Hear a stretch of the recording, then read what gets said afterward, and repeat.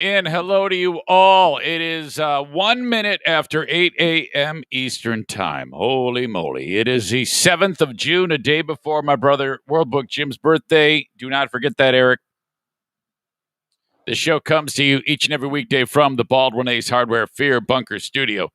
The Eric Zane Show podcast begins now. This is Alabama Linda, otherwise known as Candy Crush Linda. And since I only back winners, I listen to the Eric Zane Show podcast. Wait, how many times has he been fired? Shut up. Anyway, here he is, Eric Zane.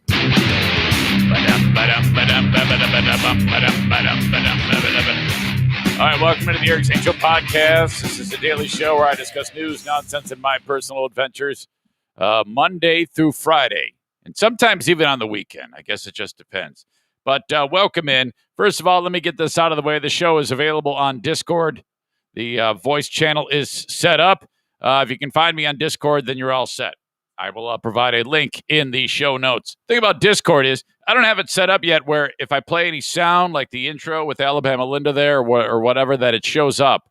It's a little wonky. But I will get that set up. I just need one little kind of like patch cord piece of equipment, boring shit. So hopefully down the road, you'll be able to hear all of the sound clips that I play. But I'm just happy to be able to have the show on Discord so that if you're just driving around, you can just listen to it through your phone or through your car. And you don't have to worry about like a video live stream at the same time, which I guess works. But, you know, just one more way to be able to get the show. So thank you very much if you're on that. Now, as you know, the show, facebook.com/Eric Zane fan page on Facebook, if you would, brought to you by Irvine's Auto Repair, Grand Rapids Hybrid and EV. Those folks over there bringing that to you. If you could share it and then hit the bell, not the bell notification, like it and share it. It's all I want you to do. Thank you. And then while we're at it, a Periscope video on Twitter brought to you by Blue Frost IT. Retweet it with a snarky comment. That would be nice. And then the almighty YouTube, for crying out loud. Eric Zane Show on YouTube. Bell notification. Thumbs up. Off you go. Subscribe to the channel if you will. Got the show on Instagram. Eric Zane Show on Instagram. And email me anytime at all on the Shoreliners Striping inbox. Shoreliners Striping. Making the parking lots look nice, sweeping the parking lot, painting the athletic fields. They do it all at Shoreliners Striping. Eric at ericzaneshow.com. I would love to hear from you. All right. Paul writes, dude, I've got poison ivy on my arms, got it golfing. It won't go away. I've done a little bit of research on it because I'm dealing with this right now. This arm in particular, look, it looks like I've got a hole in my forearm here. I've scratched this so much. Yeah, it's rough. The arms are in bad shape. There's spots down here. And then, you know, I was reading that people like, you know, the poison ivy starts and then it's like on one little spot. And then before you know it, your whole arm is affected. You might think, oh, well, it's spreading. No. What happened there is the first spot number one, shows up because it probably got the most of the poison from the poison ivy on there. And all of the other spots that emerge were also touched, and they just emerge later. You know, they got less of a poisonous dose. It's crazy to think that just brushing up against some plant can have such an awful effect on you. And to your skin, this type of immune response that is just a killer. And the camera doesn't do it justice because, you know, I'm running my hand up and down my forearm here, and it's like, my God, it's like a topographical relief map of some canyon. For God's sake, there's so many bumps on it, and they itch like hell. All right, and in fact, yesterday I was I can't control it. I gotta go to the hospital. They sell this product 1% hydrocortisone, and it's like a cream, and I burned through an entire tube of it in a day. I mean, I'm just slathering it on, and it kind of works a little. There's also home remedies you can use, like baking soda and like oatmeal. I haven't gotten that far yet. I don't know why I haven't tried those because nothing else has really worked. The only thing that I have any success with this damn poison ivy has been Benadryl, like an actual Benadryl tablet. The problem with that is you then feel like you're out of it. You know, it has a really, really strong effect on like your brain. In fact, I was reading that it's the equivalent of driving around with a 0.10 blood alcohol level. Now, so basically drunk. Now, I don't believe that at all. I thought that was bullshit because I've driven drunk many times and it probably just a little bit buzzed, and it still isn't even close to what I felt when I was driving around yesterday. So, yes, I was driving around. I probably could have gone to jail from Benadryl. Can you imagine? A former radio idiot popped by the cops for driving around on Benadryl. But oh, my God. All right, here come the home remedies. Dirk says it spreads before you push the oil around. Yeah, well, once you get it on you, it's there. Once it touches the skin, and I was just bathing in it because the amount of time that I was working with the poison ivy was like 2 hours, and just like I didn't even think for 1 second that I was dealing with poison ivy, but it is all over the place. Look at that. Oh, my God. And I've got it like on spots on my belly, my ass, my legs. I probably did spread it around before I actually washed, because as soon as you wash your body and wash the clothes and wash the bed sheets, then the chemical, I forget how you pronounce it, begins with the letter U, urushiol or something like that. It's got to go away. I was reading that if you are burning it, if you have poison, I sound like Michael Strahan, poison ivy, and you throw it on a fire, like outside, that is not good, because then it's going to go up in flames, and that actually breathing that is a horrible thing to do. So I am just in agony. Okay. The Benadryl has been working to some degree, but right now it is not. And I'm just ripping apart these forearms. And the thing about it is, now it's to a point where my arms, I swear to God, this is gross, are starting to leak. Like if I scratch it for a little bit, then the immune response, all of a sudden it gets like this weepy jizz flying out of my arm. Ugh. So bad. Sarah says steroids, prednisone works. Yeah, well, I'd have to go to the doc to get that. But I don't know if Jason writes, oatmeal is tough because you might hurt your neck trying to eat off your arm. Thank you, dad joke. The amount of prescribed medications people drive with in their system is scary. Benadryl is nothing. Stop itching. Get some ice. Yeah, you can't tell someone. Do you know, if you're not in a state of itchiness like I am right now, it is so easy to just say, oh, yeah, problem is just stop itching it. No, it doesn't work that way. Have you ever had an itch so bad you can't stop? That's what this is. So don't tell me to stop itching. It's not that easy to just stop the itching, for crying out loud. Jeez. Sarah Rook-Ruck-Rutch. How to never have a poison ivy rash again. You know, I remember this. I remember this video from this guy, but I forget how he described it. That's a good point. I actually have watched this in the past, but I do not actually recall the bits and pieces, the nuances of this dude who says, look, if you do this, you will never, ever have poison ivy ever again. All right. I want to check this out. I want to see what he says. If you want to know why you're so tough. Oops. I want to see what he says. Because I remember this, Dirk. Okay. I'm standing in a bed of poison ivy. It's all around my feet. I have a large vine on my right. I have another large vine on my left. I have a dead vine right here. That dead vine probably still contains urushiol. That's the nasty oil in poison ivy that'll give you a rash. Uh-huh. I'm not afraid of this poison ivy because I understand how poison ivy works. If you understand how poison ivy works, you never need to get a serious rash again for the rest of your life. All right, do it. I learned how to prevent it without buying silly, expensive products with pictures of poison ivy on the container. You can too. Smart ass. I have nothing to gain from telling you this except to help you stay healthy and happy and unafraid of the woods. With my knowledge from 25 years All right, as a hurry up. scientist studying inflammation of the skin, 8 years of working in the woods after retirement, I put together a simple, easy program that stops urushiol from entering my skin. Urushiol is a greasy oil found in poison ivy, sumac, and oak. You don't even have to touch a plant to get a rash. But it's impossible to get a rash without getting urushiol on your skin. Have you ever touched a tractor tire? Ever moved a chainsaw? Ever picked up a rake?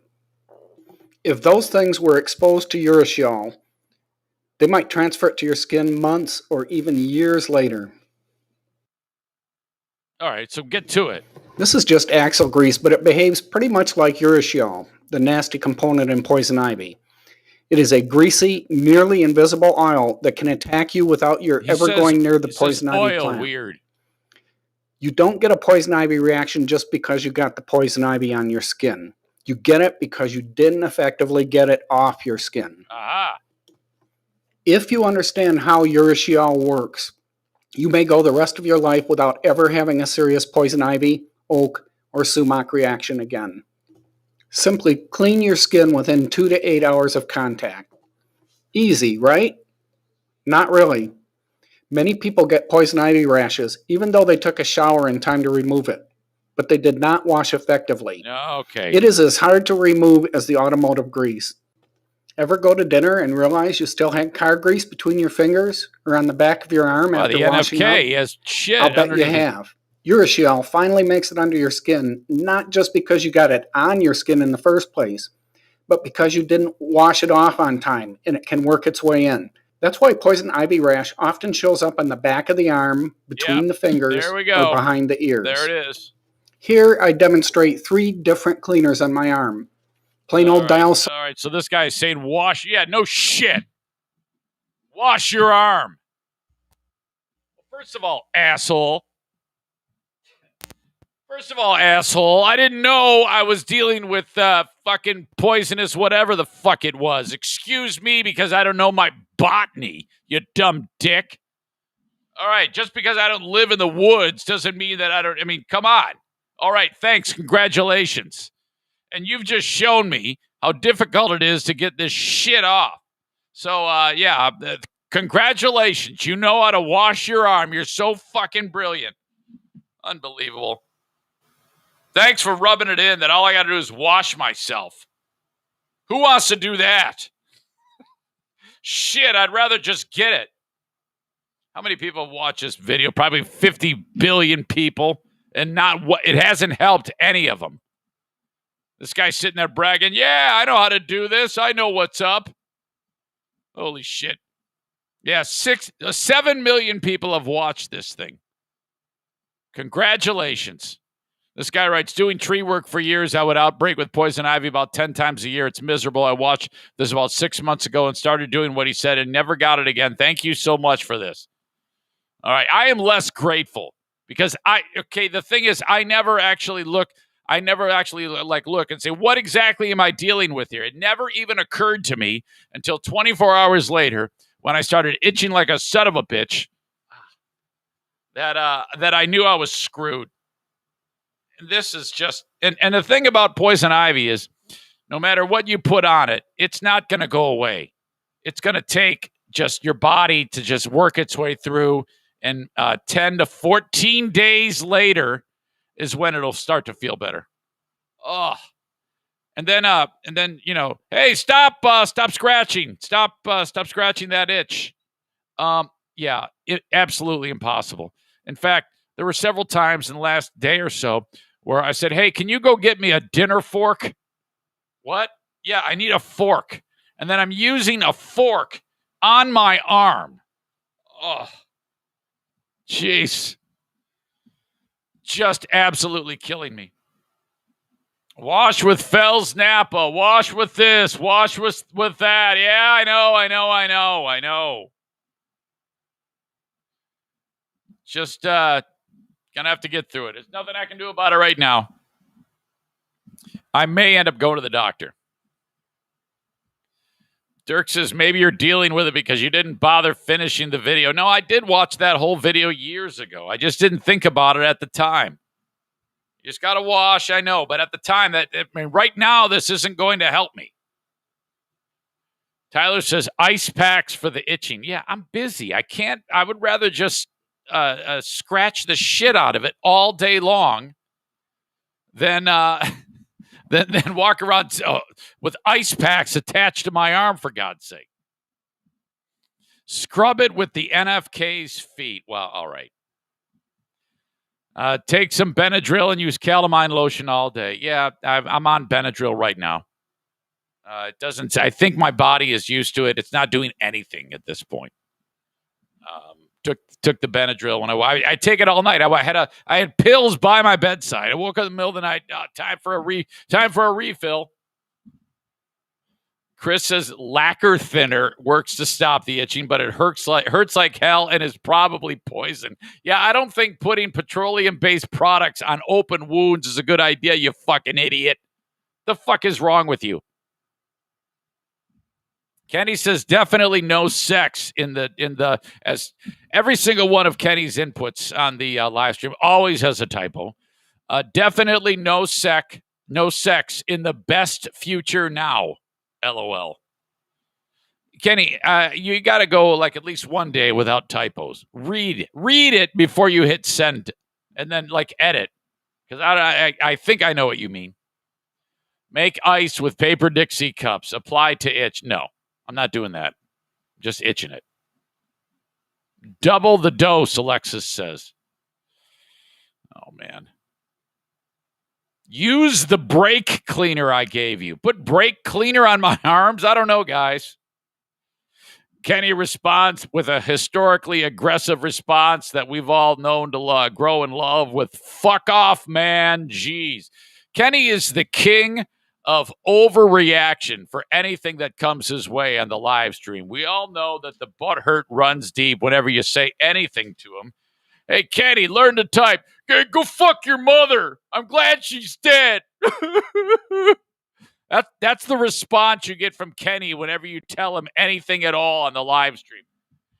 Kenny, man, why don't you give me a break? Leave me. Go fuck your kids. Fuck you. Hope you die. 0 stars. Oh my God. Holy shit.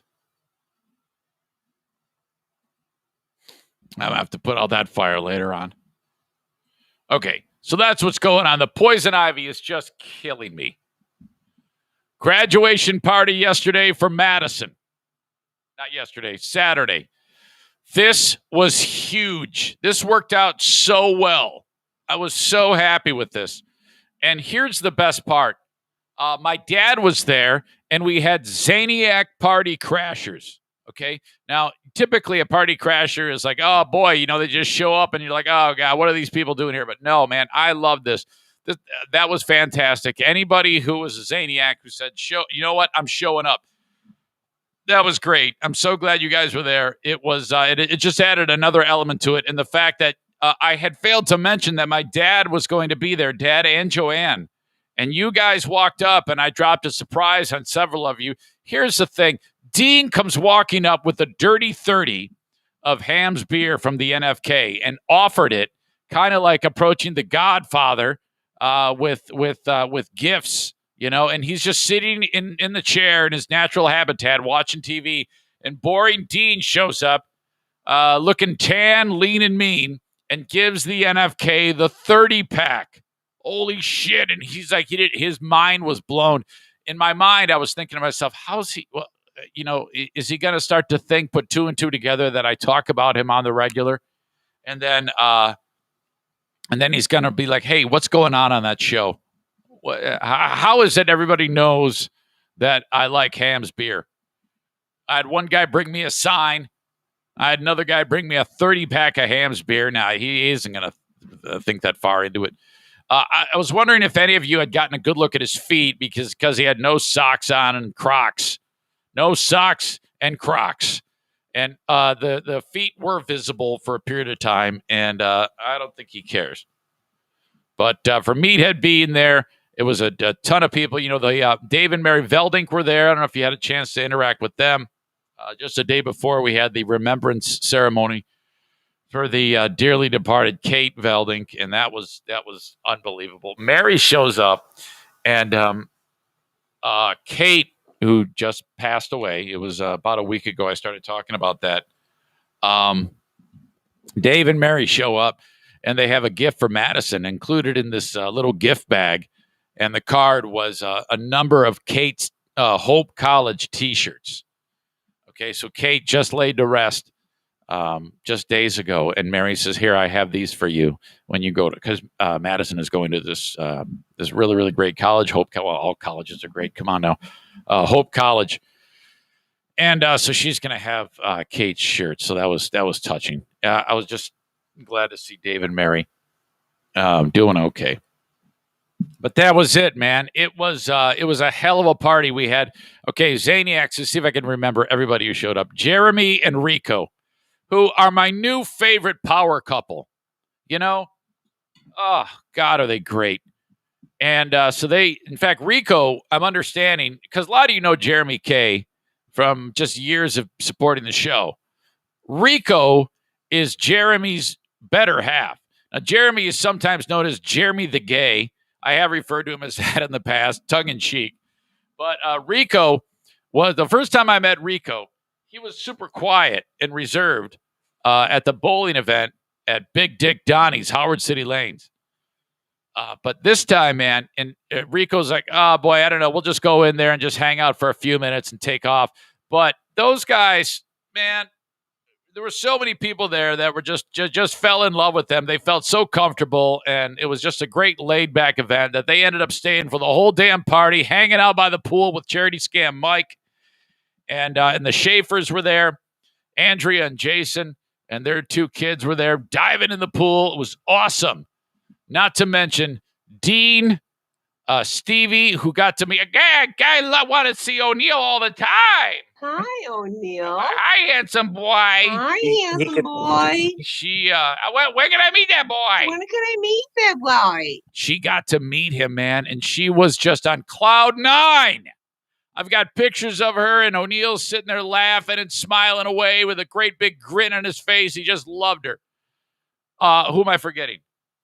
Pellerito, Stevie, Dean, the Schaefers, Sarah Rook, and Avery, her son, and Jeremy and Rico. I think I'm getting that right.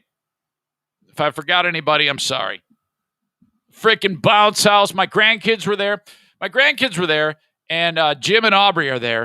And Aubrey is, I'm not going to lie to you. When we started out the relationship, it was rocky. It was really, really rocky. And for years, there was a lot of rockiness. But it seems like everybody's just kind of planing out, and everything is everyone is getting along. It was just awesome.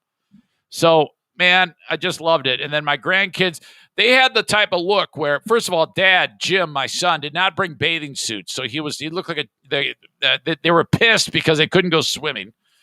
But we had the bounce house in the front, and they played so hard. They ended up taking off their shirts, and they were sweating profusely. I was like, yes, this is great. Playing children. No one's looking at the phone. Everyone's having a great time.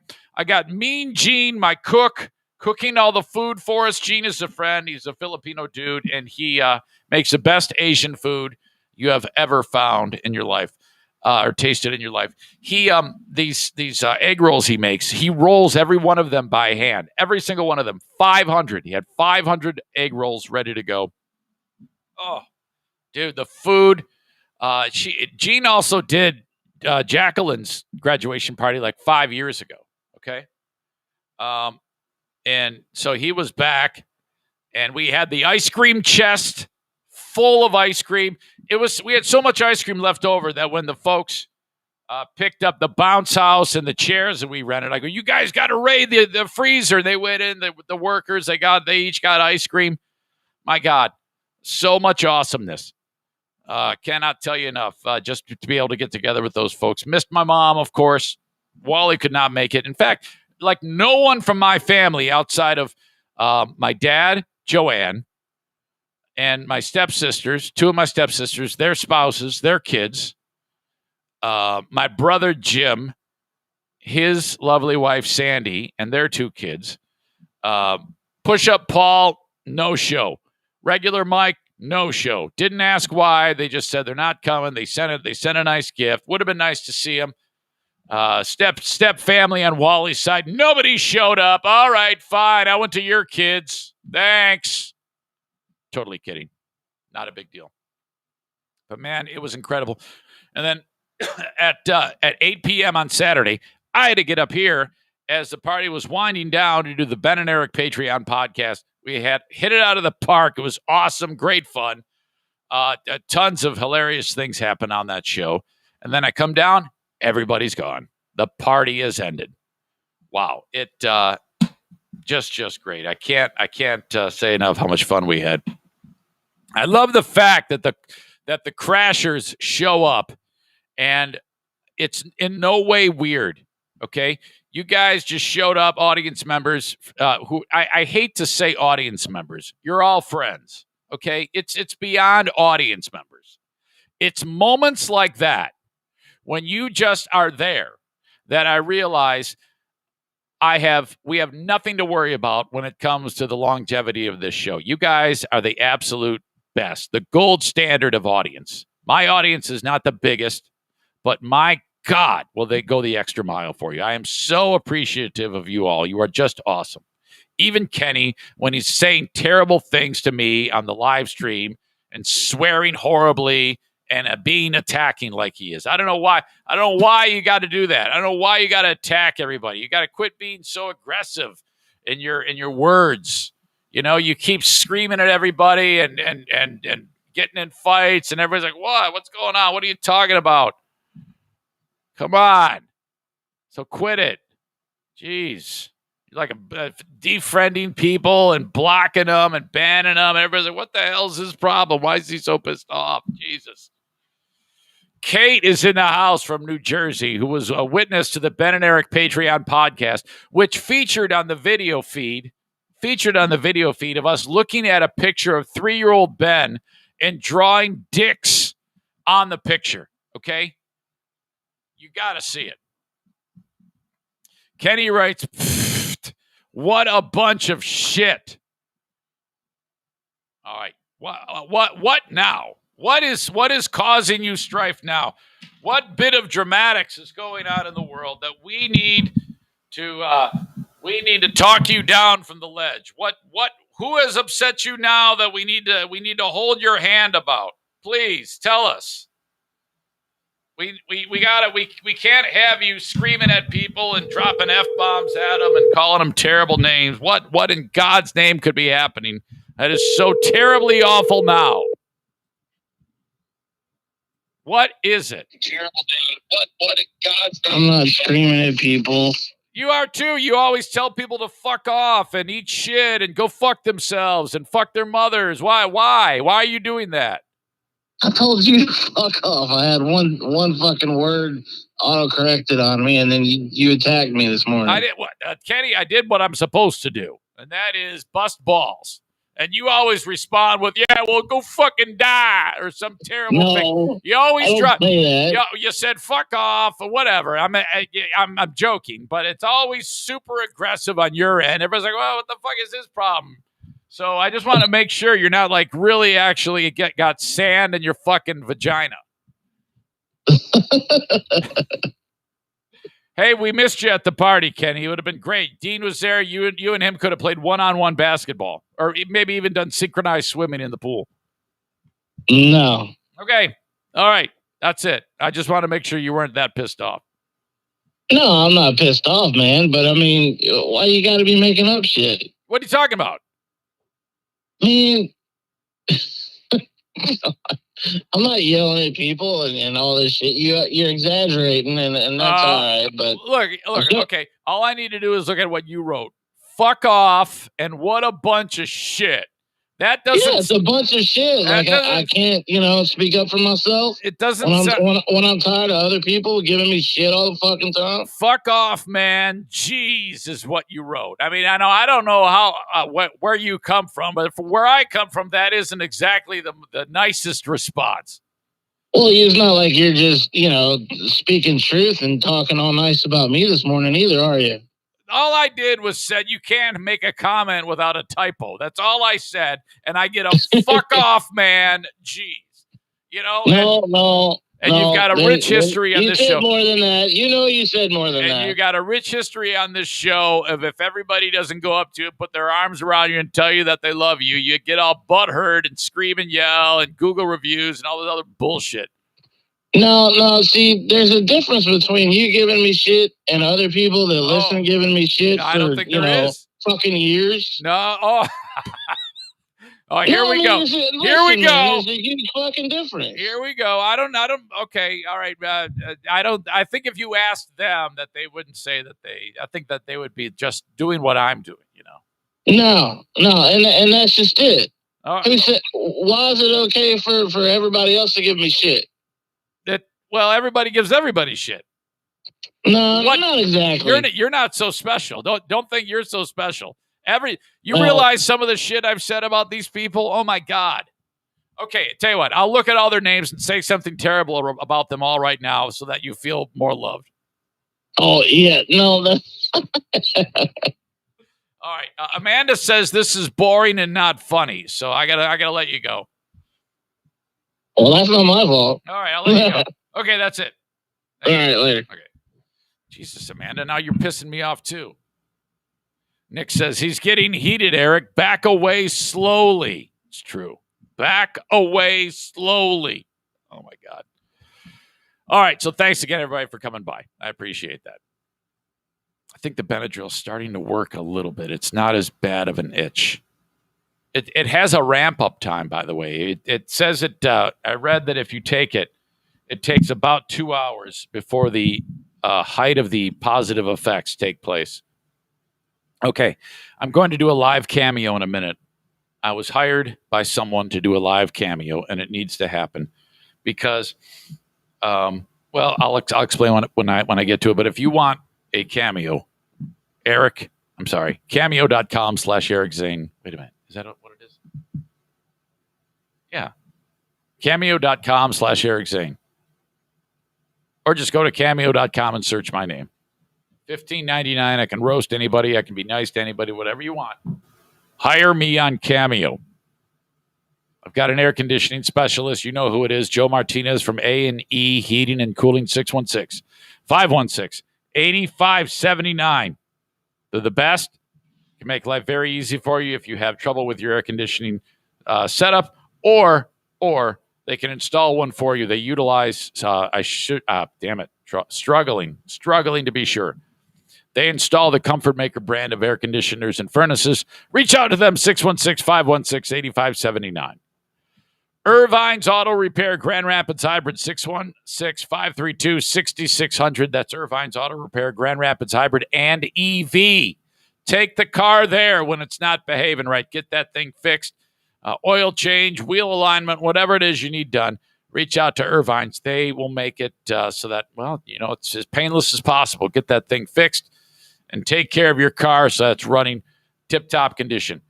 So specializing in any type of Asian, domestic, and all Europeans except Volkswagen vehicles. Irvine's Auto Repair, Grand Rapids Hybrid, and EV.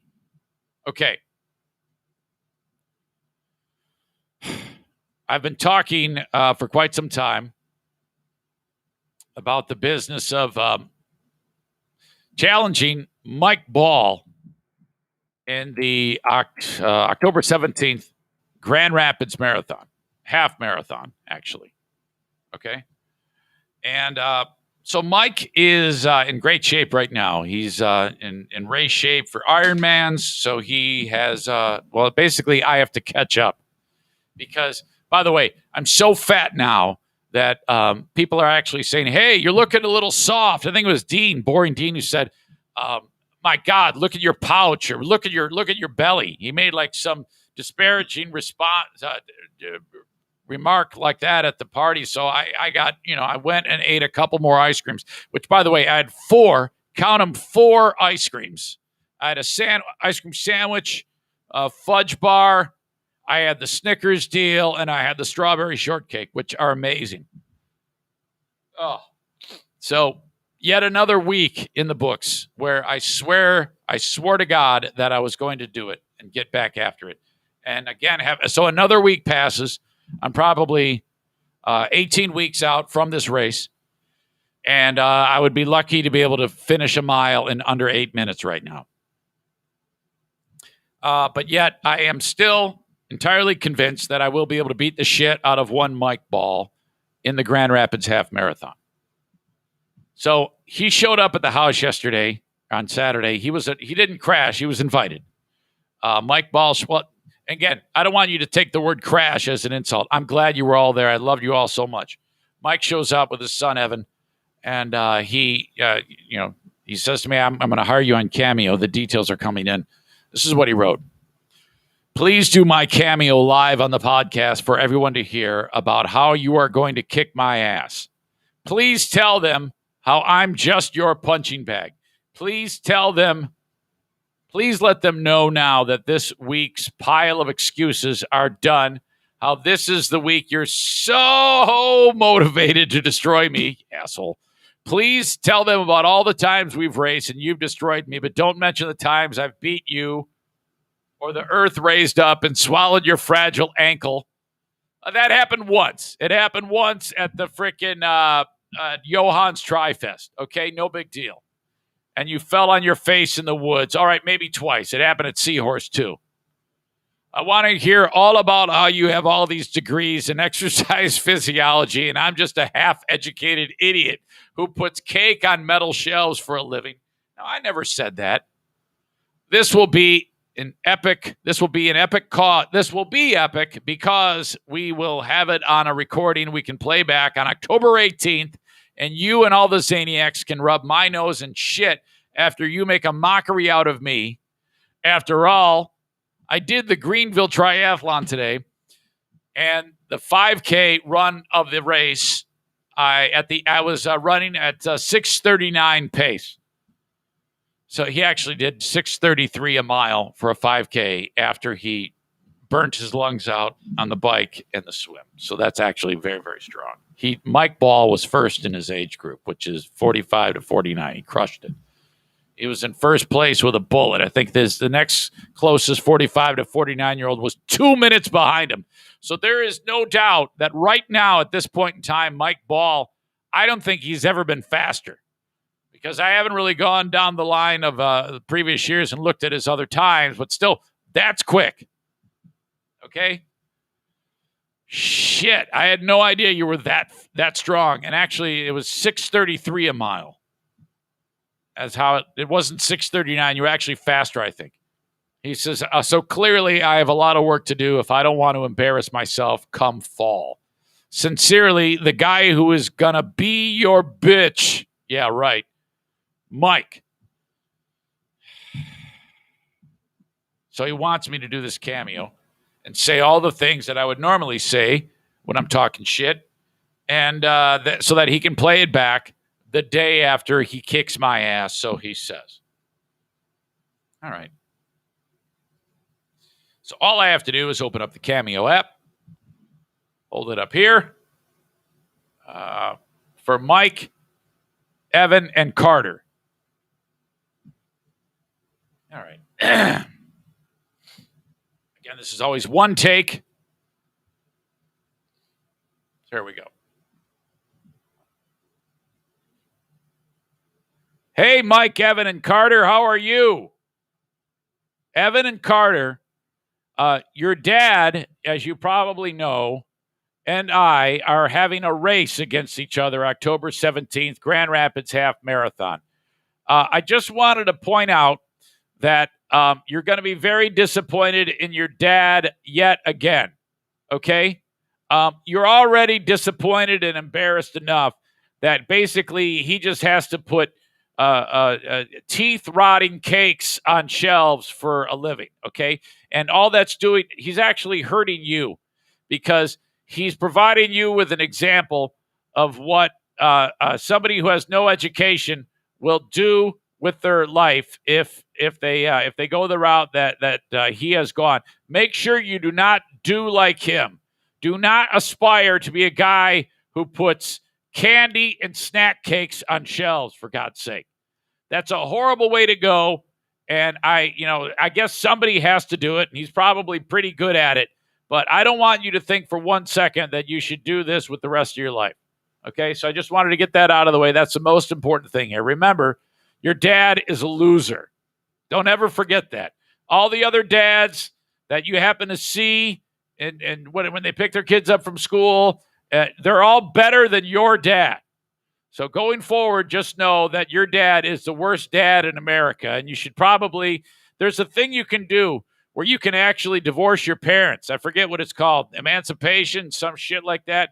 You can actually divorce your dad and make it so it's not your dad anymore. Now, your mom's already got one in the works. So once she dumps your dad and goes and gets a real man, you will then have a new dad. So I don't want you to feel too badly that it's going to be like this for the rest of your life. So don't worry, new dad on the way. And I just wanted you to know that I will allow you to root for me, Evan and Carter, because I know you don't want to root for your dad. It's embarrassing. Come October 17th. I will see you guys there at the finish line. And then I'll cross the finish line ahead of your deadbeat dad. And I'll say, this is what real dads do for their kids. They don't lose. So, all right, your loser dad, I'm going to destroy him. And I want you to stop loving him now. Okay? There's no reason to love your dad. He's a horrible individual, and I think he kills dogs. So I'm going to kick your dad's ass. Okay? That's what I'm telling you. Your dad, I'm going to beat the hillbilly shit out of your dad. I am so wound up right now. He has dangled the carrot in front of my face, and I am going to destroy your dad, okay, in that race. October 17th, you better be there, and I'll talk to you guys. Sorry that you have to put up with your dad. He's a loser. There you go.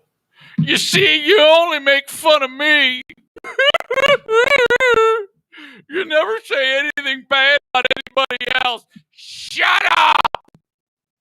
I am so pissed off right now.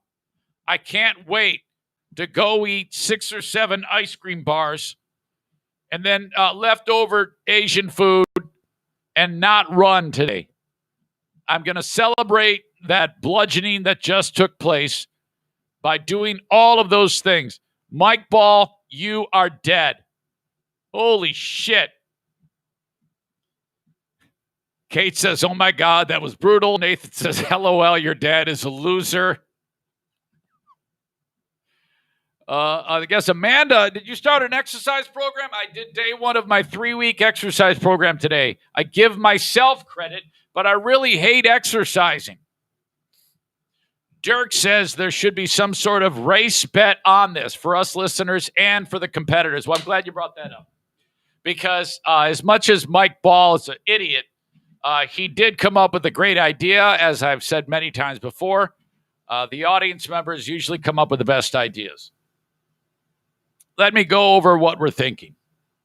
I just read it this morning.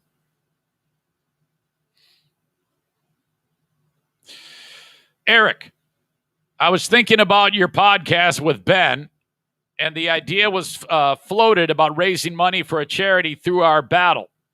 Life and COVID took away our Jamestown Hope with Every Step. By the way, Mike raised a ton of money for that race, for that organization for many, many years with our Hope with Every Step, but would like to do something for the AT Children's Project.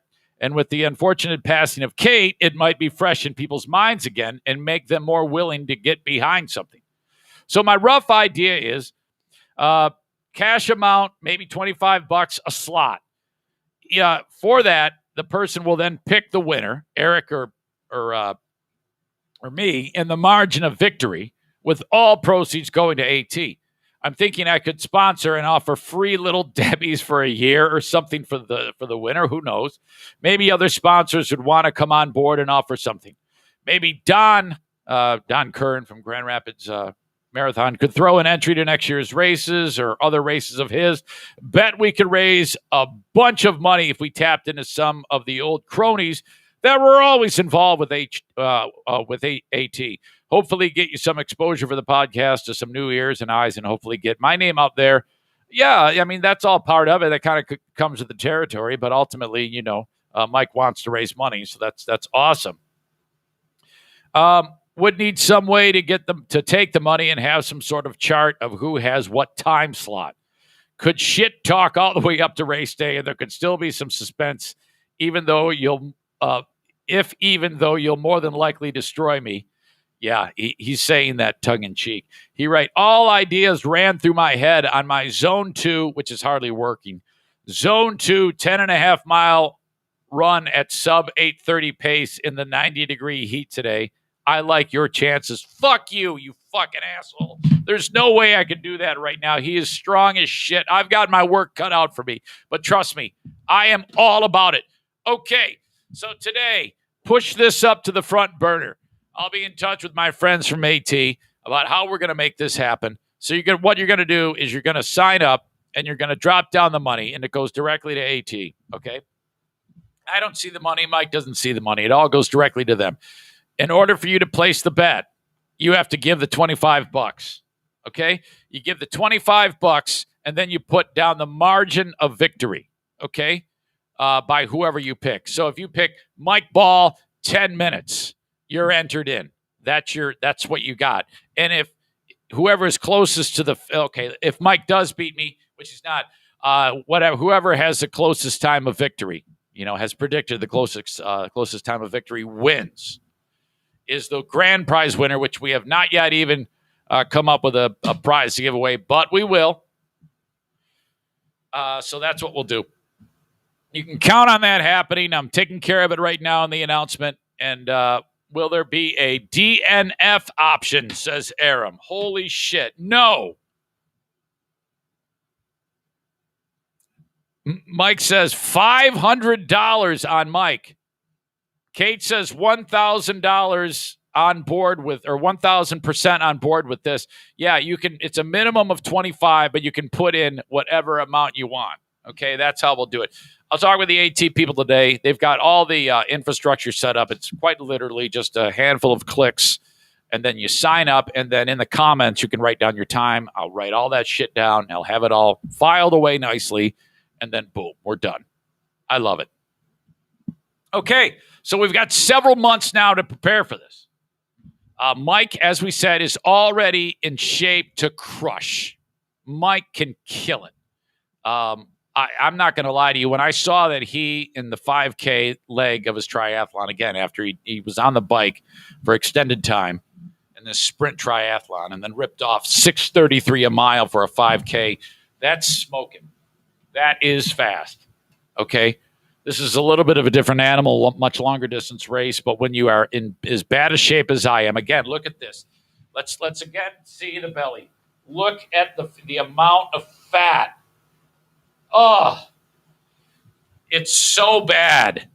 I am so terribly out of shape right now. Oh, this is going to be amazing, though. Terry says, how about adding an ice cream eating contest right after the run? Man, okay.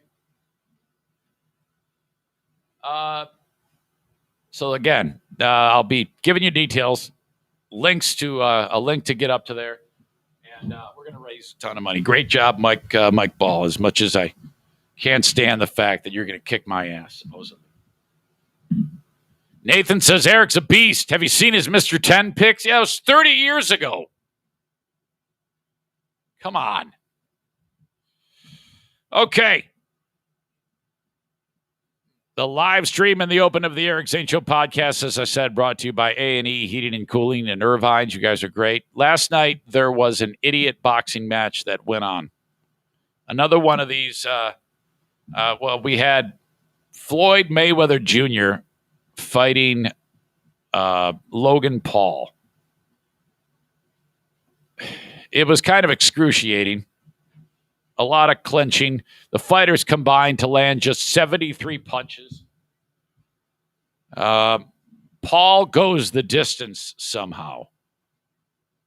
According to this, and it was kind of like live updated in a blog form. 73 punches landed with Mayweather landing the majority of them. Paul struggling mightily to find his target. He's big. He's a big dude. He's big and strong, Paul, but he can't fucking fight.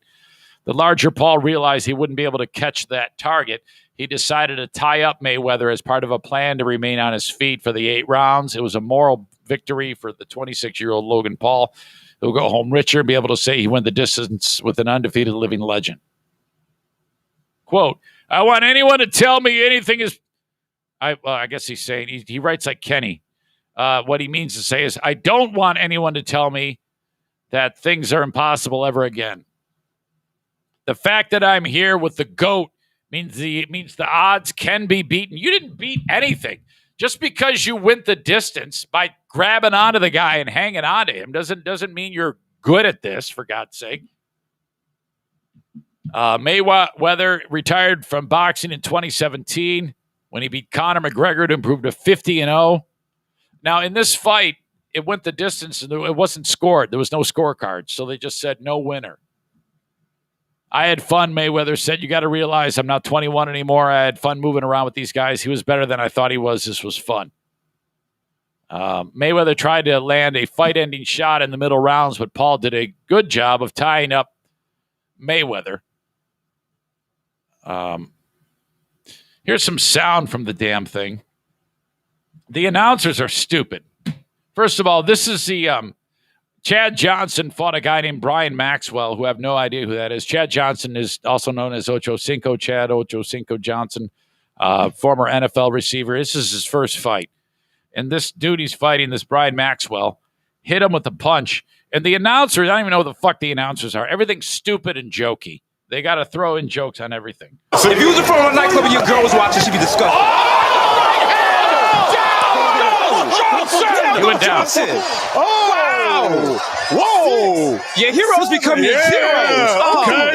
Okay. The man hit the Maxwell House woke him up. Yeah, this Maxwell House was good to the last drop.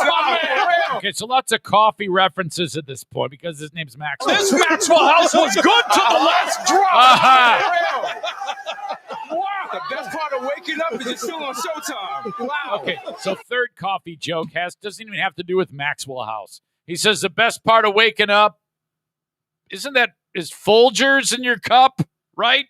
So 3 coffee references, and the third one doesn't even apply. Man hit the Maxwell House woke him up. Yeah, this Maxwell House was good to the last drop. Wow. The best part of waking up is it's still on Showtime. Wow. Yeah, you better get yourself a Mr. Coffee. How about yourself that's a Starbucks Pike's Place. Stupid idiot. Logan Paul got, and there's these announcers were terrible. I forget, like I said, I don't know who the hell they were. There was one moment when there was a punch landed that wasn't even that great of a punch that Mayweather threw and hit Paul with. And they made it seem like it was the biggest punch that's ever been thrown in a boxing match. And Logan Paul, and there's that left hook by Mayweather. Wow. And another look at it here. Logan Paul, hands down, going for the uppercut. And yes. counter. Lettuce and tomatoes on my burger. I left the iron on at home. Left hook by Idiots.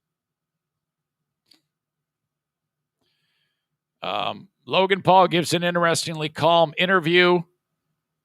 This is when it's like the timeline leading up to the event. First to the ring is Logan Paul. He heads to the ring in a gold robe, arms raised, and seemingly having fun. He's also wearing a gold-plated Pokemon chain.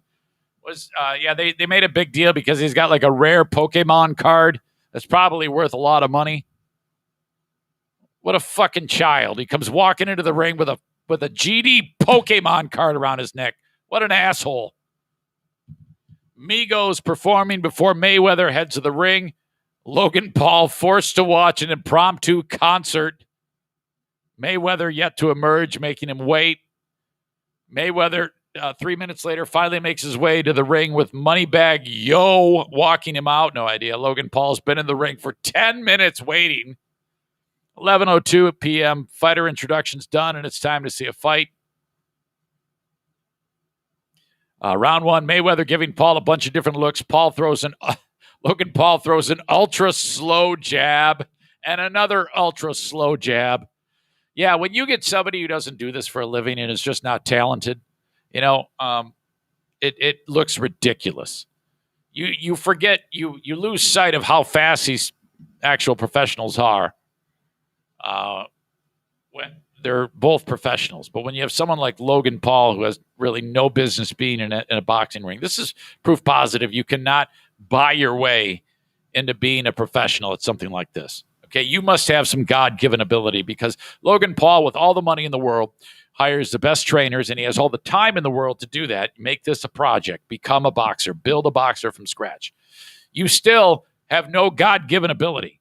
Okay, you may be able to get in ultra great shape and have the best trainers money can buy and all the time to actually improve your game and do a crash course on boxing.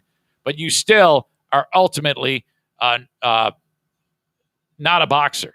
Okay, there's no boxer in the world real boxer that you can actually beat. So they talk about how slow he is. Paul poses in front of Floyd, left hook to the body by Mayweather. Logan didn't look like that at all. Paul looks terrible. Mayweather can end this at any time. Logan Paul just missing and then starts winging punches. Mayweather avoids everything. End of round. Everything that Paul did was slow. Not a lot happening. Mayweather just waiting for his opportunity to fire. Paul throws punches, but Mayweather isn't close to being in trouble. End of round 2. So, that's basically it. There just wasn't a lot going on. They said it was kind of entertaining, but at the end of the day, something like this isn't going to have any value whatsoever. It's embarrassing. I just wish, they're both idiots, both of these guys. I kind of had a wish that they would both knock each other out and cause serious brain injuries between them. But, all right. So Logan Paul loses. His brother Jake Paul, now same thing, wants to become a boxer. I want these guys to go on to different things, become an NFL quarterback, work on that maybe. I don't know. Idiot boxing match in the books. Okay, more coming up. I want to talk about this dude that was just attacked by an alligator. We'll hear from him and what he was doing to get attacked by an alligator. Jeff Bezos is going to space. My goodness. Thank you to Horizon Hydroponics, Horizen, hydroponics.com. If you're buying, if you're into gardening, you got a green thumb, this is who you call. Locations all throughout West Michigan and beyond. You've got Kalamazoo, Lansing, Alpine, and Grand Rapids, and the Growers Outlet in Byron Center. And you can buy it all online, horizenhydroponics.com, Horizen, hydroponics.com. Use coupon code Zane Show at checkout. Save yourself 10%. Buy it online, pick it up there. Just save the shipping altogether. Or you can go, of course, into the store. That's what we do nowadays, and buy it there. Talk to the experts at Horizon Hydroponics. Cornhole America invites you to check out what they can do for you in terms of getting whatever you want put onto a set of cornhole boards. Cornholeamerica.com. So great.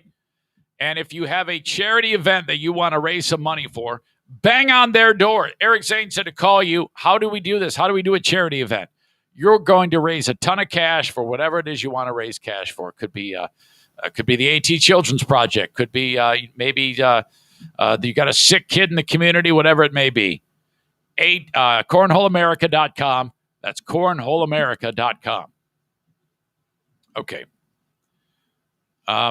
This dude, I think it was somewhere in Florida, had to be right.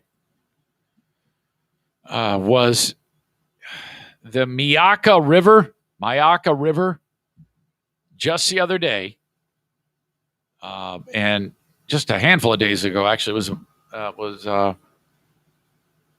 he's recovering, but he was in this river with like scuba gear looking for megalodon teeth, ancient sharks.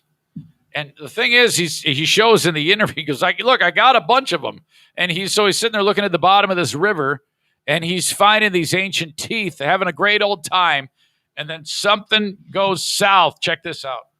I asked how bad it was, and I could tell just from his voice, he was just trying to comfort me. 34 stitches, a mild skull fracture, and bite marks on his hand. Jeffrey Heim is beyond grateful to be alive. Just as the realization that I'm alive right now and that they said there's no brain damage that they're aware of. He was going diving in the Myakka River on Sunday looking for megalodon teeth. These were found in the Myakka River diving. He was only in the water for a few minutes when he was attacked from behind by an alligator. And the feeling of being in a gator's mouth, that felt like a boat going 50 miles an hour, and I was like, where did that boat come from? Now, while he is on the road to recovery, he says he plans to stay out of the Myakka River. That was just so unprovoked. You're in a wild animal's territory. It knows what it's doing. No matter how trained you are in any river, any ocean, the animals are always in control. Okay, now this guy was like, all right, that's it. I'm done. Which, you don't always hear about it that way.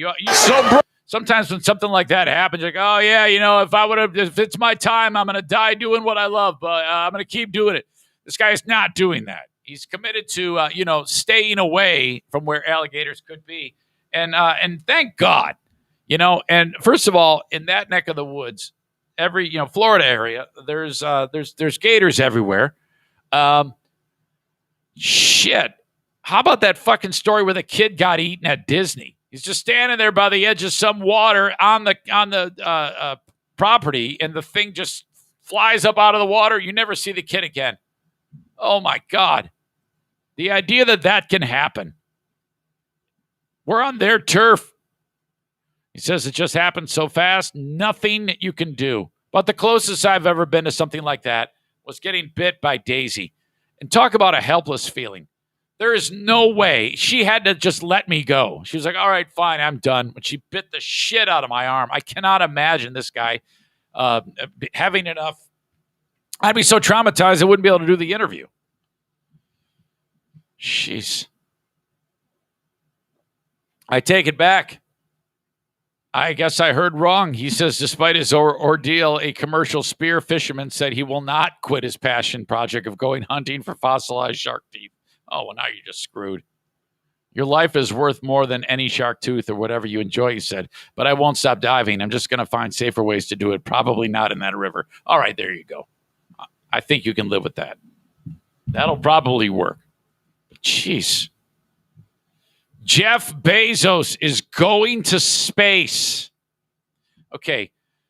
This guy, first of all, I'm starting to be convinced that he is trying to be a supervillain just by the way he looks with the haircut. I think that these people, when they get that wealthy, Elon Musk, Jeff Bezos, all of the money makes them behave the way they do, always want to one-up themselves, and now the latest is traveling to space. He's been a little bit less in the public eye when it comes to his program, Blue Origin, but it's absolutely going to happen. He is flying into space with his brother. Okay, now, when I see things like this, I'm like, well, all right, is this purely just an entertainment thing? Are you just doing this for fun? Because whenever I see this, I think about the dollars that it costs to get up there. And unless if there's some charity aspect to it, which I'm pretty sure, isn't there with the Elon Musk one, a lot of that is going to St. Jude, which is incredible. If that is the case. But, part of me is like, well, are they really going to give the money? Because you throw it out there and, you got to have the proof that you actually gave it away, right? I'm sure that people will be watching that. But Bezos, I don't know if that's the case. He's flying to space on the first crewed flight of the New Shepard, the rocket ship made by Blue Origin, his space company. Flight is scheduled for July 20th, just 15 days after he's set to resign as CEO of Amazon. He made his first $1 billion in 1999. That's when he became a billionaire. Right now, he is worth $187 billion. My God. Not long ago, I had a conversation with the Van Andels, and I think they are worth like $1.5 billion or something like that. It was some crazy number that they could spend $1 million a year for like 3.5 years or 4 years or something, like $1 million a year every day for that long. And they have just over $1 billion, $187 billion. First of the billion, they're called the billionaire space tycoons, Musk, Bezos, And oh, by the way, Richard Branson. Not even Musk, whose SpaceX builds rockets powerful enough to enter orbit around Earth, has announced plans to travel to space aboard one of his company's human-worthy crew capsules. But Bezos is going to do it. Do you think maybe his ex is like, come on, crash? I wonder if you can put money on whether or not he's going to survive this. I would never want to do this. This is too much. I would just be too terrified. Blue Origin's crewed flight will see the company's 6-seater capsule and 59-foot rocket tear toward the edge of space on an 11-minute flight that'll reach more than 60 miles above Earth. After 6 years of extensive and often secretive testing of the rocket and capsule called New Shepard, Blue Origin announced in May it was preparing to put the first passengers in a New Shepard capsule. Though the company has not announced on how much it will sell regular tickets for, Blue Origin said one seat will be given to the winner of a month-long auction that's currently in progress. The bidding has reached $2.8 million as of Monday morning. Wow. Ton of cash. You know, he started this thing. He started Amazon in 1994, selling only books, with $250,000 from his parents. Jesus. The ever-growing web of things that they have is just unbelievable. Netflix to the CIA as customers, owning MGM, the studio that makes James Bond films. He's trying to be a James Bond villain. To holding a major stake in Rivian, an electric car company. It has its own security company, Ring, and its own grocery chain, Whole Foods, and that's before you get to the airline, Prime Air. Jesus. The amount of cash, unbelievable. All right, that happens in July.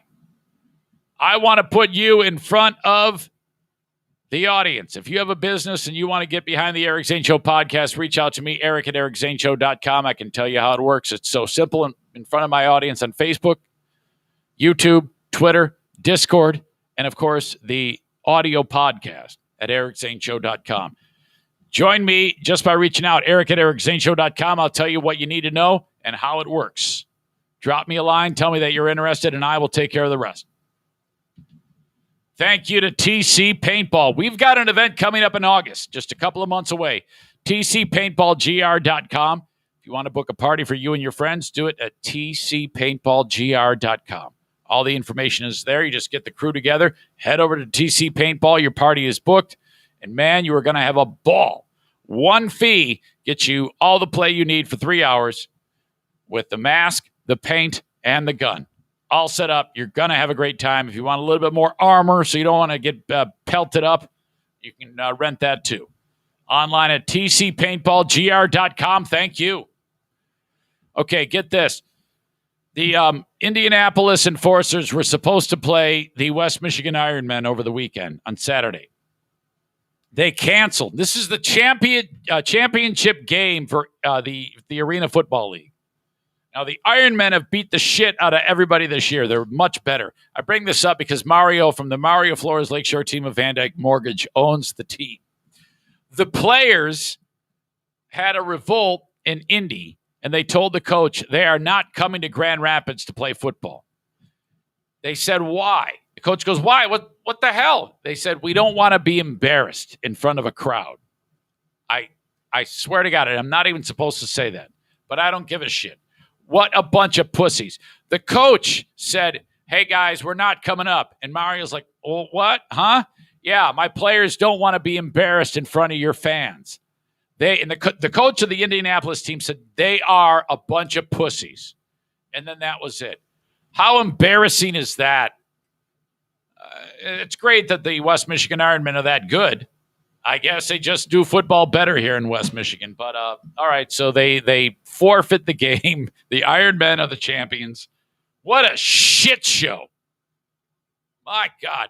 All right, they'll be back next year with another season of football at the world-famous Mercy Health Arena next to the Mario Flores Van Dyke Mortgage Convention Center. That's where it is in beautiful downtown Muskegon. If you are thinking about a mortgage or getting a refi or your first mortgage or whatever it may be, reach out to Mario, 231-332-6505. That's 231-332-6505. Eric, Facebook is down. I knew it. Damn it. That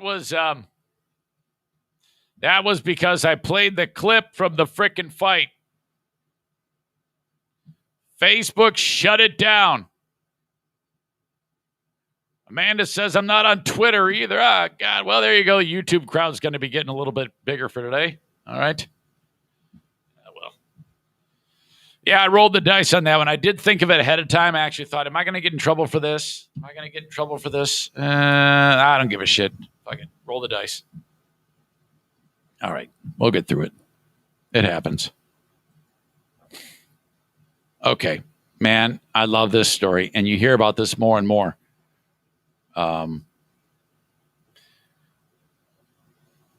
Another moment where someone used genealogy type of services. You know, hey, let's see where my relatives are. Use that type of service. What is it called? Forever 21, 21 and you, 21 and me. Use that type of service to solve a crime. This happened to a serial killer years ago. Was busted. The Green River Killer, I think it was caught this way. But this is happening more and more. 50 years ago in Illinois, back in 1972, a 15-year-old girl named Julianne Hanson, she borrowed her brother's bike to go ride around or something like that in the neighborhood. Naperville, Illinois, never seen again, alive. Body found, stabbed to death multiple times, and never any idea who did it. 5 decades later, they have arrested Barry Lee Welpley, 76. He was only 26 years old when he murdered her. They arrested and charged him out of his residence in Minnesota, Mounds View, Minnesota. Arrested for the June 1972 killing of Julie Ann Hanson. Quote, this horrific crime has haunted this family, this community, and this department for 49 years, said the chief of police, Robert Marshall. The investigation and resulting charges were truly a team effort that spanned decades. I could not be more proud of the determination and resourcefulness of our investigators, both past and present, who never gave up on Julie. Can you imagine that? First of all, this guy thinks he gets away with murder, and God knows who else he's killed over the years, and was able to get away with it for 50 years, and they finally bring him to justice. The girl was reported missing by the local cops. Her body was discovered later that day in a field. Multiple stab wounds. A suspect in the case was not immediately identified, but after 49 years of continued investigation, authorities were led to an arrest through technological advancements in DNA and genetic genealogy analysis. So this may have been one of those things where they took the DNA from the crime scene and they just kept it and just waited. Maybe they just realized that they had DNA available. Let's go back and dig up this case and see if we can use what we have at our disposal now for technology. The technology has caught up to the crime and been able be able to figure out who is who and where is where. Because a lot of times when you do this shit, it will say, okay, you might be related to this person here. You might be related to this person here. They were able to get the DNA and then start to work backwards through the case and then pinpoint who this guy was. So what started out as just a fun thing to be able to try to track people down, relatives and things like that, has turned into a actual real investigative tool that they can solve crimes with. This was never a cold case for our police department, Marshall said. We were all conscious of Julie's murder, looking for the killer, and we had Julie's picture on our desks and investigations for all these years. So, wow, you got to understand, you got to believe that like for 50 years, the people that were investigating that case long ago, they've long since retired or died. You get new people coming in. To be able to keep them interested in this case is unbelievable. At the time, the killer, at the time of the killing, Wepley was 27 years old and lived within 1 mile of Hanson's home. Authorities said they could not give details on the DNA evidence leading to the arrest to avoid jeopardizing the prosecution of the case. We cannot go into specifics. I think probably everybody in the media is aware of this procedure, and these detectives used it with great expertise and resulted in the charges being filed here today. This is going to be the type of thing that when the story can be told about how they brought this guy to justice, I'm going to be fascinated by this. I love these types of stories. Really, really great. All right. Your old pal Eric is going to be on Who Are These Podcasts again. I was invited back by Carl to Who Are These Podcasts. We will record on the 26th of June, and then it will appear on the 27th. I have no idea what I'm going to be talking about. He hasn't yet decided what show we will be covering, but I am going to be talking about whatever show that he has me pick apart. And I've been listening to various clips of Carl on his show. He has various crutches that I'm going to build into a supercut. I don't want to tip off what it is right now, but look forward to that in a couple of weeks. A few weeks, actually. What is today, the 7th? All right, so we got a little bit more than 2 weeks. About 3 weeks till that show shows up. If you're just tuning into this, know that there is a race in the works with Mike Ball. The stage has been set. He thinks he's going to kick my ass. He is way ahead of me on the training. We are going to do this for the AT Children's Project. We're going to raise a ton of money. Stay tuned. I cannot wait to talk about this with you. Chrissy Teigen is screwed. She's married to John Legend. All right? She is woke as hell. You know, you would think that in this day and age that's, supermodel, super rich, Hollywood elite. She's very, very woke. Well, not so woke, because this has come back to bite her in the ass. Do you remember that pinup model named Courtney Stodden? She was married to the dude who played the idiot in The Green Mile, Percy. His name is Doug Hutchinson. And Courtney Stodden was married to him at like 16 years old. Her parents actually agreed to sign away their parental right or endorse the marriage or something like that.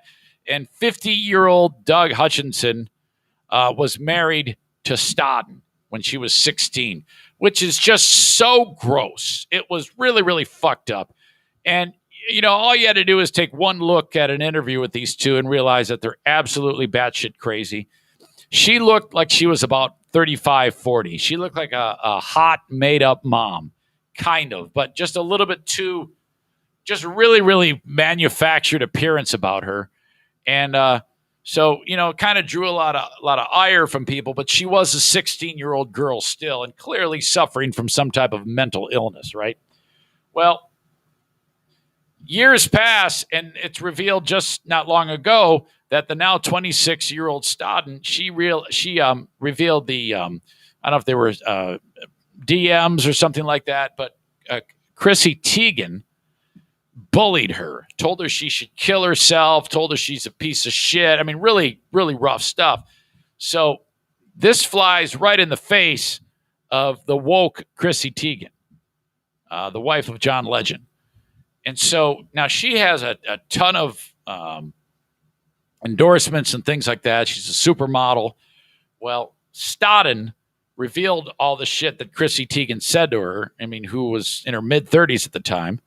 Well, hell, she wasn't even that old. She was only like 25 at the time. She's 35 right now.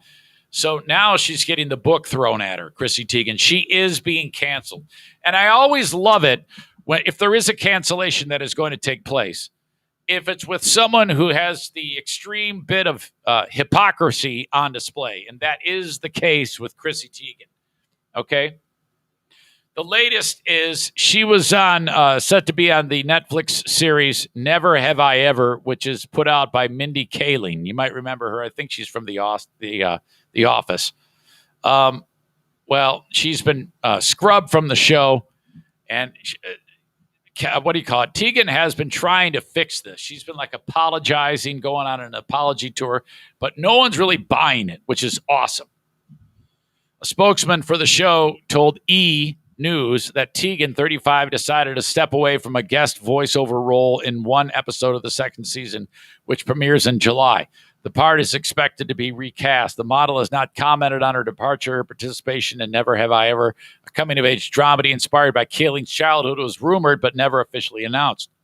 The news comes 3 weeks after she publicly apologized for bullying Stodden, 26, just after the influencer and model rose to fame following their controversial 2011 marriage at age 16 to Doug Hutchinson. Now, Stodden is one of these people who has changed her pronouns. So some of the wording in this is kind of weird. She uses they, their, and I'm like, God, I fucking hate that. But just for the sake of the article, I'll use it. Tegan made her comments 2 days after the Daily Beast posted an interview with Stodden, who has since divorced Hutchinson, of course, and recently got engaged to their current boyfriend. Or if she hadn't chosen those pronouns, it would say engaged to her current boyfriend, in which they detailed some of the cookbook author's past cruel messages. I don't have all the messages in front of me, but they're rough. Basically telling her to kill herself. Not a lot of people are lucky enough to be held accountable for all their past bullshit in front of the entire world, she tweeted on May 12th. I'm mortified. This is Tegan trying to fix it. She says, I'm mortified and sad at who I used to be. I was an insecure, attention-seeking troll. I am ashamed and completely embarrassed at my behavior, but that is nothing compared to how I made Courtney feel. Now, look, when it comes to owning it, I would say she is. Okay? She's saying, yeah, I did this, and I should not have done that. I love that. I think that's okay. Tegan continued, I have worked so hard to give you guys joy and be beloved, and the feeling of letting you down is nearly unbearable, truly. These were not my only mistakes and surely won't be my last as I try, but God and I will try. All right, that's great. She's bringing God into it. That's a hell of an apology. Tegan also added, I have tried to connect with Courtney privately, but since I publicly fueled all this, I want to also publicly apologize. I'm so sorry, Courtney. I hope you can heal now, knowing how deeply sorry I am. I am so sorry I let you guys down. I will forever work on being better than I was 10 years ago, 1 year ago, 6 months ago. Okay. Stodden said on Instagram last month that they accepted. That doesn't make sense. I'm sorry. God, I hate it. Stodden said on Instagram last month that they accepted Tegan's apology and forgave her, but added that neither the star nor her associates communicated with them privately. So Tegan is like, yeah, I reached out to her privately. Well, then Stodden says, no, she didn't. She did not. In fact, she blocked me on Twitter, Stodden added.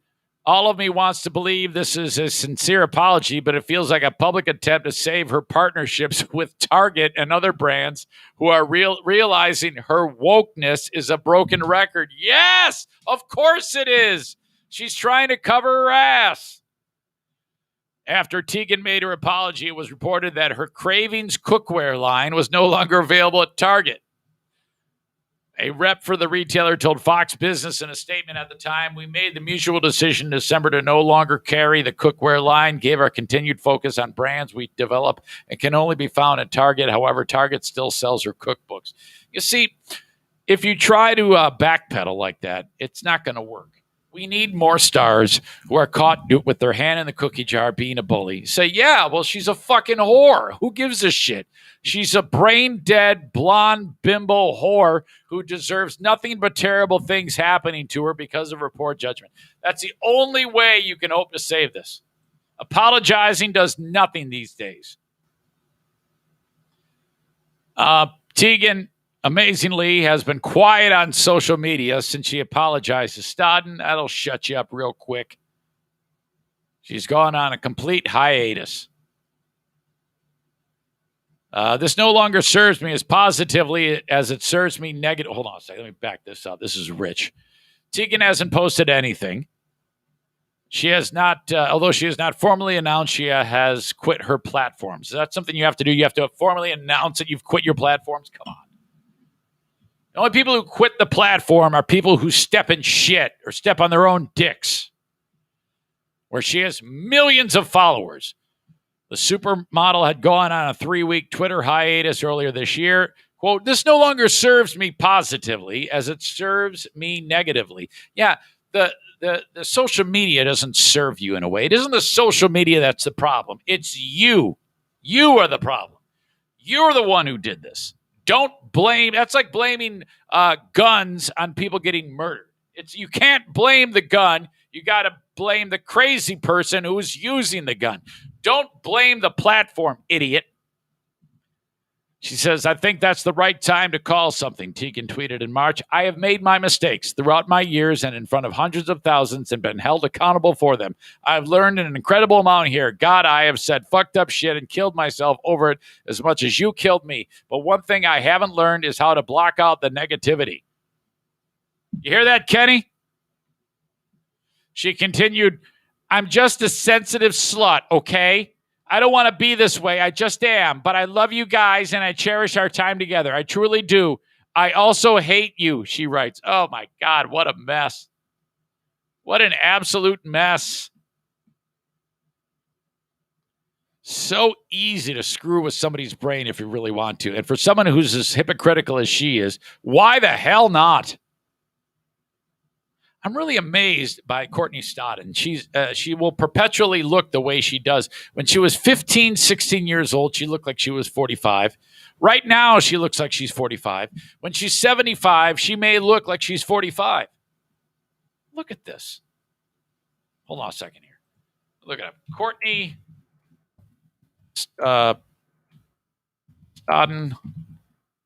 16.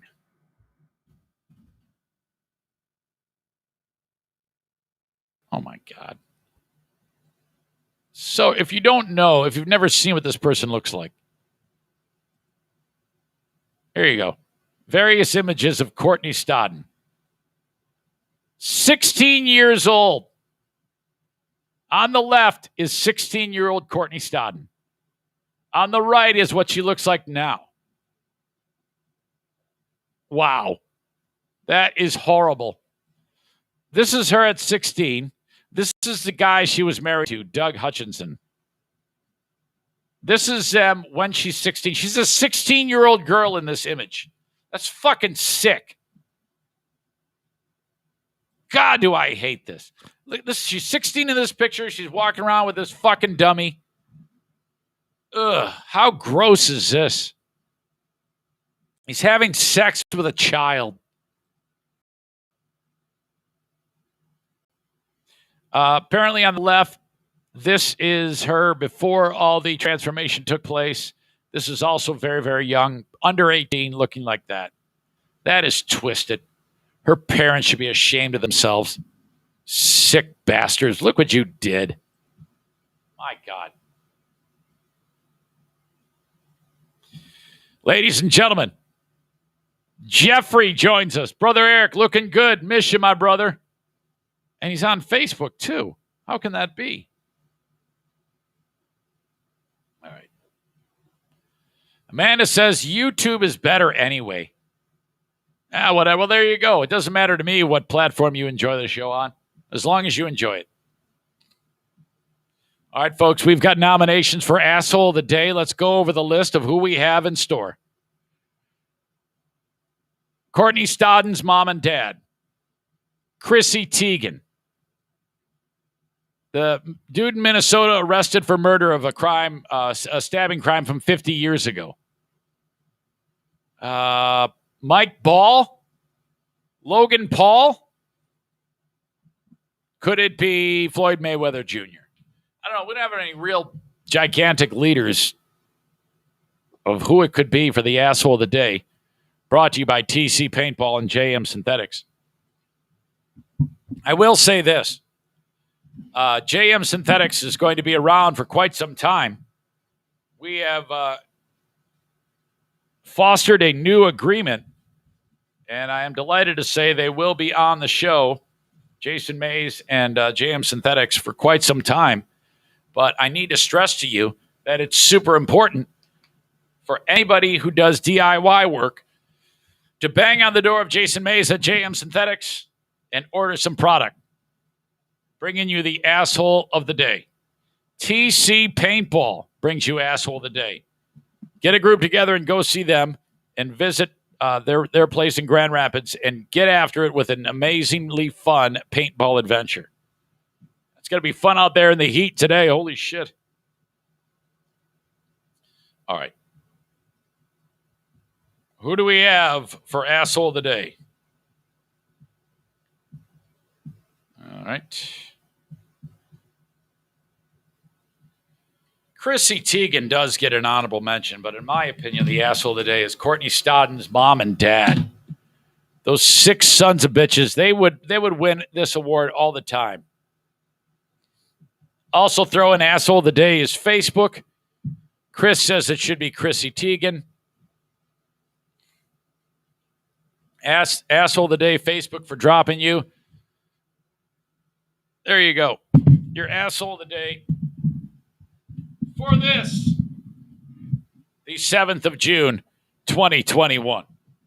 The Patreon bonus podcast is going to start at 11 a.m. I want to see you there on it. Patreon.com/Eric Zane. Patreon.com/Eric Zane. One final update.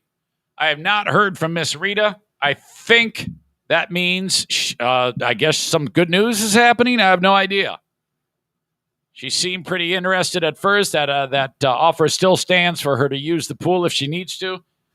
I will wait for her call. Thank you for the idea, Kenny, and offering it to her, but I have not heard a thing from her. All right, folks, that is going to do it for a Monday edition of the Eric Zane Show podcast. Jimmy Stinson takes us out. Oh, my God, listen to that. I promise I won't sing on the Patreon today. I'm all sung out for a little while. Plus, I got Benadryl on my brain. Makes me, slur my words and shit. Have a good one, folks. Talk to you down the road. Thank you. Bye-bye.